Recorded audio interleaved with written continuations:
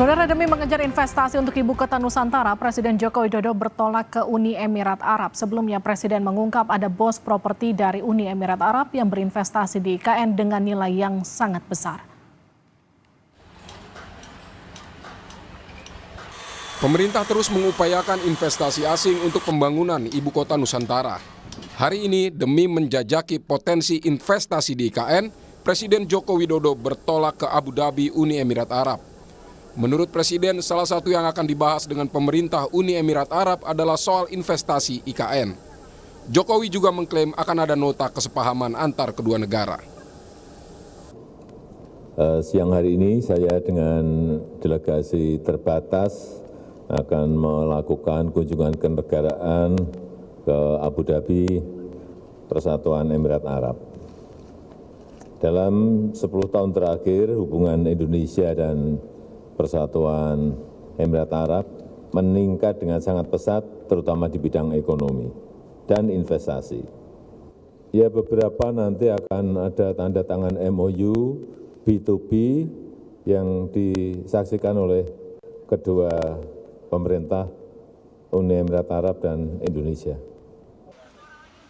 Pemerintah tampak mengerahkan segala upaya untuk mewujudkan ibu kota Nusantara. Bahkan demi menggoda investor, pemerintah menawarkan hak guna usaha atau HGU di IKN hingga 190 tahun atau hampir 2 abad. Ketentuan HGU hampir 2 abad itu tertuang dalam Peraturan Presiden Nomor 75 Tahun 2024 tentang percepatan pembangunan ibu kota Nusantara. Sesuai dengan undang-undang IKN yang ada, kita ingin memang OIKN, otoritas IKN itu betul-betul diberikan kewenangan untuk menarik investasi yang sebesar-besarnya, baik investasi dalam negeri maupun investasi luar negeri. Dalam pasal 9 ayat 1 disebutkan otorita IKN memberikan jaminan kepastian jangka waktu hak atas tanah melalui satu siklus pertama dan dapat dilakukan pemberian kembali satu siklus kedua kepada pelaku usaha yang akan dimuat dalam perjanjian. Sementara di pasal 9 ayat 2A disebutkan hak guna usaha untuk jangka waktu paling lama 95 tahun melalui satu siklus pertama dan dapat dilakukan pemberian kembali untuk satu siklus kedua dengan jangka waktu paling lama 95 tahun berdasarkan kriteria dan tahapan evaluasi. Menteri Investasi dan Kepala Badan Koordinasi Penanaman Modal Bahlil Lahadalia mengklaim infrastruktur klaster pertama di IKN hampir rampung. Menurut Bahlil, investor asing akan masuk saat pembangunan IKN klaster kedua. Adapun kawasan inti pemerintahan akan dibangun dengan dana APBN dan kawasan lainnya menggunakan investasi dari luar. Menyangkut investasi pada klaster pertama, di klaster pertama ini adalah semacam kalau istana itu sarinanya lah ya, sarina menteng, itu semuanya PMDN, semuanya investasinya PMDN. Kenapa PMDN? Karena kita pikir bahwa ini klaster yang sangat inti. Nanti klaster keduanya baru ada investasi asing, PMA-nya. Dan investasi kemarin saya di DPR saya sampaikan bahwa untuk pada klaster pertama totalnya semua PMDN, tidak ada PMA untuk klaster pertama. Nanti klaster kedua baru PMA. Kenapa itu? Karena ini kita ingin klaster pertama karena tempatnya sangat strategis harus dimiliki oleh orang Indonesia semua. Nanti klaster keduanya baru asing. Pemerintah saat ini terus mengejar pembangunan IKN untuk persiapan upacara kemerdekaan 17 Agustus mendatang. Presiden Joko Widodo dan Presiden terpilih pemilu 2024 Prabowo Subianto rencananya akan melakukan upacara di ibu kota baru. Tim Liputan Kompas TV. Saudara, untuk membahas upaya pemerintah memburu investor luar negeri demi pembangunan IKN, kita akan bahas bersama tenaga ahli utama kantor staf Presiden, Johannes Joko, dan juga ekonom dari Center of Economic and Law Studies, Nailul Huda. Mas Huda, Mas Joko, selamat malam. Selamat malam Mbak Livi, selamat malam Mas Huda, selamat malam para pemirsa Kompas TV. Saya ke Mas Joko dulu ya Mas Huda. Mas Joko, pertanyaan pertama saya, jadi siapa investor dari Uni Emirat Arab yang katanya akan berinvestasi di IKN dalam jumlah yang cukup besar? Ya kita tunggu saja nanti Mbak, karena ini kan Pak Presiden dan rombongan sedang dalam perjalanan menuju Uni Emirat Arab. Ya kita tunggu saja nanti hasil dari pertemuan di Uni Emirat Arab. Kabarnya Kejutan, Presiden begitu, Mbak. datang ke sana sudah akan tanda tangan MOU, artinya sudah deal soal kesepakatan ini ya? Mudah-mudahan seperti itu, Mbak. Itu yang kita harapkan, karena bagaimanapun juga ini adalah komitmen Presiden Jokowi untuk terus memastikan bahwa keberlanjutan pembangunan IKN, walaupun sisa pemerintahan ini hanya tinggal beberapa bulan, tetapi komitmen ini betul-betul dijaga oleh Bapak Presiden untuk keberlanjutan pembangunan IKN begitu, Mbak. Boleh tahu dong nilai investasinya, Mas Joko? Iya, tunggu saja Mbak besok, Mbak. Jadi biarkan nanti kan Pak Presiden dan tim yang akan langsung menyampaikan. Kalau saya yang menyampaikan nanti offset kita, Mbak. Oke, saya ke Mas Huda dulu. Mas Huda, jadi apa sebetulnya plus minus IKN di mata investor asing? Iya, Mbak. Jadi menarik ya, bahwa kalau kita telusuri kita sudah banyak sekali klaim untuk investor asing itu masuk gitu kan. Terakhir, kalau saya nggak salah ingat gitu kan, sebelum Pak Bambang itu mundur dari Ketua Badan Otorita IKN, itu Pak Bambang menyebutkan sudah ada investasi asing yang ingin eh, berinvestasi di IKN, tapi hingga saat ini itu tidak ada gitu kan. Dan ini yang saya rasa sih sebenarnya jurus sudah dikeluarkan semuanya hingga HGU yang dia berusia hampir 2 abad gitu kan. Tapi memang belum ada investasi konkret yang masuk gitu kan. Kalau saya lihat itu baru hanya letter of intent gitu kan, atau letter dari ketertarikan, jadi ketertarikan dari investor asing untuk masuk ke IKN, tapi belum ada investasi yang real yang masuk ke IKN dari asing ya. Jadi kalau kita investasi tunggal dari asing itu belum ada, yang ada hanya investasi dari sektor swasta nasional dan juga APBN lagi. Oke, tapi kan sudah ada ibaratnya apa ya, katakanlah tanda tangan ketertarikan antara investor asing untuk masuk Indonesia, meskipun wujudnya masih belum ada. Yang jadi pertanyaan saya gini, ini kan sudah dikasih HGU hampir 2 abad, 190 tahun. Apa yang membuat belum juga ada bukti konkret bahwa investor itu masuk ke IKN? Apakah karena memang progres IKN masih belum terlihat begitu? Iya, Mas Huda? ke saya ya Mbak ya? Yes. Iya Mbak. Jadi menarik nih kalau kita lihat sebenarnya kan letter of intent itu kan dia ya semacam tantangan yang memang menunjukkan ketertarikan saja gitu kan, tapi belum tentu dia juga ingin masuk ke IKN gitu kan. Ya. Kita tahu ada beberapa investor asing yang dulu menunjukkan ketertarikan. Kita dulu ada SoftBank yang ingin masuk ke sana, kemudian ada beberapa investor asing yang ingin masuk ke IKN juga, tapi mereka sudah ada letter of intent, tapi mereka tidak kunjung untuk menanamkan modalnya ke IKN. Itu kan bahkan SoftBank itu mencabut akhirnya kan. Nah ini yang saya sampaikan bahwa ini walaupun sudah ada undang-undangnya tentang IKN yang ada di Kalimantan, tapi ini masih wait and see-nya masih cukup tinggi, Mbak. Terutama kalau kita lihat dari sisi ekonomi politiknya. Ekonomi politiknya ini kan belum tentu untuk ini ya, untuk dilanjutkan atau tidak gitu, Mbak Livi. Jadi ini faktornya sangat banyak, tentunya dari ekonomi politik di dalam negeri. Gimana Mas Joko? Yang pertama Mbak, framing menyesatkan itu coba saya ingin klarifikasikan dulu lah, dijelaskan dulu lah mengenai HGU 2 abad begitu. Itu kan sebenarnya kalau kita lihat itu ada tahapan-tahapannya Mbak. Yang pertama HGU itu ada 3 tahapan, dari mulai tahapan pemberian hak 35 tahun, perpanjangan itu 25 tahun, lalu ada pembaruan 25 tahun. Itu disebut satu siklus. Tetapi waktu perpanjangan dan pembaharuan 25 tahun pertama itu tidak serta-merta langsung diberikan, Mbak. Tetapi itu ditunggu 5 tahun dulu. Bahwa kalau memang ada komitmen, kepastian dan efektivitas dari izin itu diberikan, maka baru menjadi disebut satu siklus. Nah, satu siklus itu untuk nanti memberikan kepastian kalau sudah berjalan sesuai dengan aturan dan segala macam, itu dimungkinkan untuk diperpanjang menjadi 2 siklus, 180 tahun. Jadi sekali lagi, ini kan framingnya, kalau tadi dibicarakan kesannya HGU itu diberikan, itu seolah-olah 180 tahun gelondongan langsung gitu kan. Padahal tidak seperti itu. Ada tahapan-tahapannya, kemudian ada syarat-syaratnya yang rigid, yang itu memang dijaga. Itu yang pertama.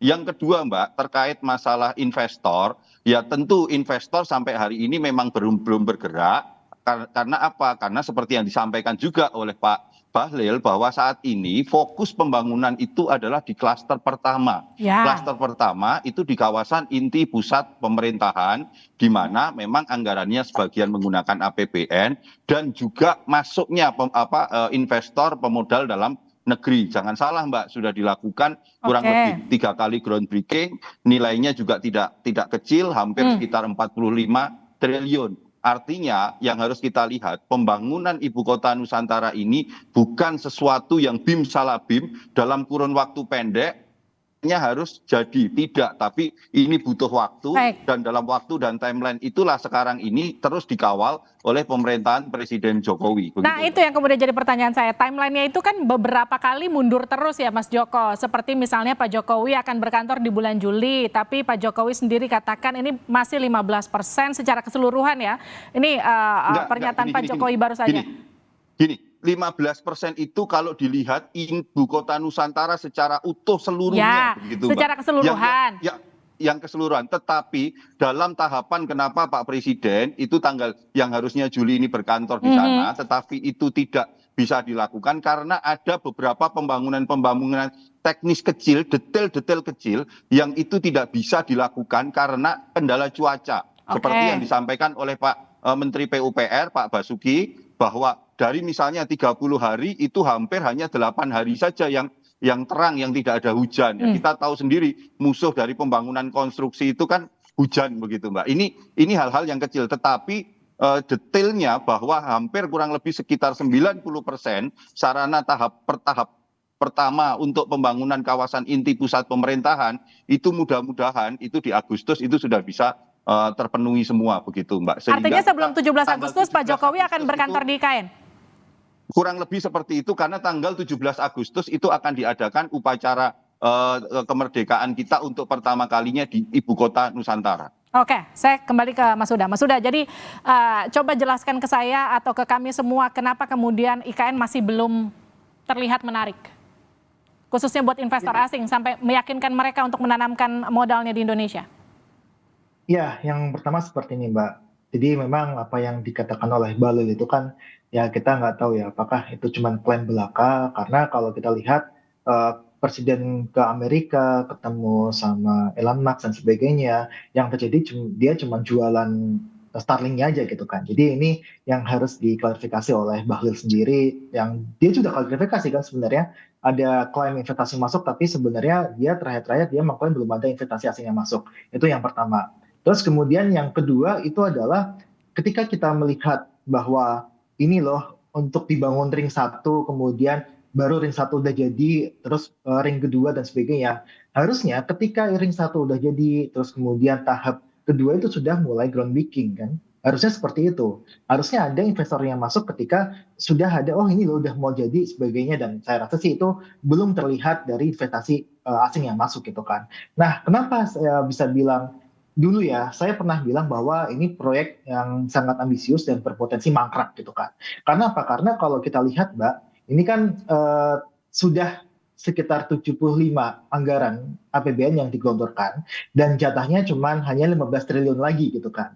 Nah, tapi hingga saat ini belum ada investasi yang masuk. Harusnya itu ketika 50 triliun itu sudah dianggarkan, itu harusnya ada investasi yang masuk ke IKN gitu kan. Nah ini karena ada politik yang juga belum pasti, kita terakhir kalau bisa kita sampaikan bahwa Pak Prabowo juga ragu gitu kan, dan beberapa yang memang menunjukkan bahwa ke depan IKN ini bisa jadi ini juga menjadi kota-kota yang mati gitu kan, kayak semacam kayak Myanmar ketika ibu kotanya itu dibangun, pemerintahannya emang di sana tapi emang ekonominya tidak ikut serta-merta dari Jakarta pindah ke IKN gitu kan. Nah ini yang ditakutkan sebenarnya, jadi kita takutkan hanya ada bangunan aja yang pindah tapi ekonominya nggak ikut pindah ataupun berkembang di kawasan IKN itu sendiri.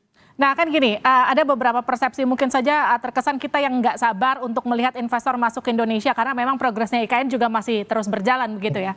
Tapi katakanlah gini, kalau kita membandingkan dengan negara-negara tetangga, ada Vietnam, ada Malaysia yang juga ibu kotanya pindah begitu ya. Itu gimana Mas Huda kalau dibandingkan dengan progresnya IKN sekarang? Iya, Jangan salah Mbak, bukan IKN ya, ibu kota di Malaysia yang dia pindah dari KL ke Putrajaya itu kan tidak memerlukan waktu tempuh yang lama gitu kan. Dia masih bisa dijangkau, kemudian juga pembangunannya bukan dari nol juga gitu kan. Nah, kita kan dari IKN ini kan dari hutan gitu kan. Dari hutan yang dibabat, kemudian juga ada tanah adat yang di eh, ya di istilahnya dipaksa untuk dirubah jadi IKN dan sebagainya. Saya rasa itu juga miris juga gitu kan, Mbak.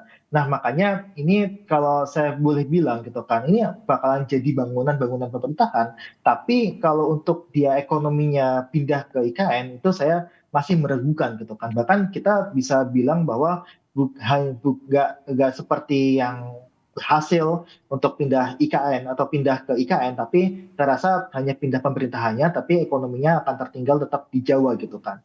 Nah ini yang sebenarnya kita takutkan Mbak, karena kita lihat kalau misalkan investor itu kan sebenarnya kan mencari keuntungan gitu kan. Ketika investor asing ini dia tidak ingin masuk ke IKN dengan cepat gitu kan, harusnya kan rebutan kan. IKN ini bagus, terus kan rebutan. Investor asing yang akan masuk cara besar-besaran gitu kan. Tapi pada saat ini itu tidak ada investor asing yang masuk gitu kan. Artinya memang ini secara kalkulasi ekonomi tidak menguntungkan bagi mereka gitu kan. Nah makanya ini sering kali saya sampaikan harus hati-hati Oke. untuk menyelesaikan di IKN ini Mbak. Nah itu pertanyaan buat Mas Joko. Jadi gimana Mas Joko? Apakah betul IKN itu berpotensi untuk tidak menguntungkan atau kita memang nggak sabaran? Mbak, segala masukan yang disampaikan Mas Huda itu tentu itu menjadi masukan bagi kami di pemerintahan Presiden Pak Jokowi ini untuk memastikan IKN terus berlanjut. Tetapi saya ingin sampaikan gini, ada beberapa fakta di lapangan. Faktanya adalah pembangunan IKN hari ini terus berjalan dengan speed yang luar biasa. Kalau kita melihat apakah itu menguntungkan atau tidak, kita ini bukan sedang membangun kota, bukan membangun berhitung dengan cara berpikir swasta begitu. Tetapi yang harus kita lihat ini adalah mewujudkan tentang visi Indonesia Emas begitu. Kalau kita bicara tentang mewujudkan visi saja seperti yang disampaikan Mas Huda tadi penuh pesimisme, lah bagaimana kita bisa mewujudkan visi itu begitu loh Mbak. Ini kan yang harus sama-sama kita jaga bahwa kalau secara tahapan-tahapan dalam kami yang di kantor staf presiden itu tahu bagaimana tahapan-tahapan ini berjalan sesuai masih on the track begitu, bahwa ada proses-proses yang belum berjalan, ya memang belum sampai di tahapan itu begitu. Kita ini kan jangan lupa, kita mulai membangun IKN itu full speed itu baru 2 sampai 3 tahun terakhir setelah pandemi COVID. Pada titik ini percepatannya seperti ini juga sudah luar biasa. Dan bagaimana juga para investor dalam negeri itu sekarang yang saya sampaikan tadi itu sudah sampai pada tahap ketiga groundbreaking, jumlah investor yang masuk itu sudah 44 triliun. Apakah kita selalu berasumsi selalu kita melihat investor asing? Ini dulu kita bereskan sambil kita berjalan begitu loh Mbak. Artinya gini, kalau saya butuh ini aja penekanan dari Mas Joko. Kalau kita kemarin terlambat atau katakan gini menunda untuk kepindahan presiden berkantor di IKN di bulan Juli ini, apakah ada kepastian 17 Agustus kita yakin akan menyelenggarakan upacara kemerdekaan pertama kali di IKN? Jadi yakin Mbak, dan seyakin-yakinnya sampai hari ini itulah yang menjadi arahan dan instruksi dari Bapak Presiden Jokowi. Kami masih yakin dan besok dalam minggu ini saya dan tim dari kantor staf presiden dan beberapa kementerian dan lembaga juga akan berangkat ke IKN untuk memastikan persiapan 17 Agustus itu. Oke, terima kasih Mas Joko, terima kasih Mas Huda sudah bergabung bersama kami di Sapa Indonesia Malam. Sehat-sehat. Terima kasih Mas Huda, terima kasih Mas.